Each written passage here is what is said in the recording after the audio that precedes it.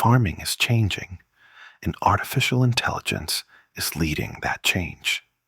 I'm Naqeeb Ullah, and in just 1 minute, let me show you how AI is making farming smarter and more sustainable. AI tools help farmers know when to plant, how much to water, and what actions to take, using real-time data from weather, soil, and crops. Smart irrigation systems save water. Drones and sensors detect crop diseases early. And AI apps guide even small farmers to make better decisions. Even remote areas are benefiting, as mobile apps bring expert advice straight to farmers' phones. Precision farming is no longer a luxury. It's becoming the norm. This means higher yields, less waste, and a healthier planet.